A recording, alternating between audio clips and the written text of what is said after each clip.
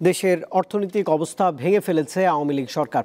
এই অবস্থা থেকে উত্তরণে ট্যাক্স বৃদ্ধি করা হয়েছে, যা জনগণের জন্য ব্যয় করা হবে, বিলাসিতার জন্য নয়। রবিবার ব্রিফিংয়ে এসব কথা বলেছেন প্রধান উপদেষ্টার প্রেস সচিব শফিকুল আলম।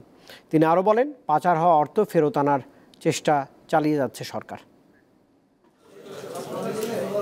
সম্প্রতি শতাধিক পণ্যের উপর ভ্যাট বৃদ্ধির সিদ্ধান্ত নিয়েছে অন্তর্বর্তীকালীন সরকার। এ নিয়ে শঙ্কা প্রকাশ করেছেন রেস্তোরাঁ মালিক, ব্যবসায়ী ও সাধারণ মানুষ।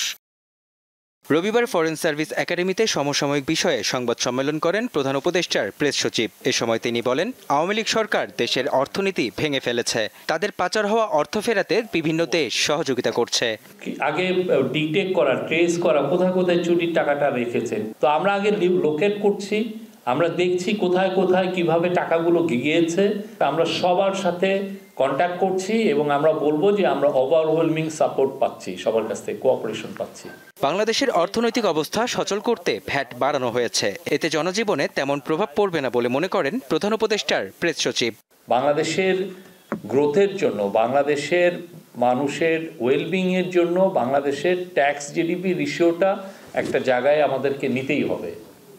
সেই পরিপ্রেক্ষিতেই কিছু ভ্যাট ইম্পোজ করা হয়েছে। অবশ্যই আমরা বলছি না যে কিছু ইম্প্যাক্ট হবে না, বাট আমরা মনে করছি সেটা খুবই মিনিমাম হবে।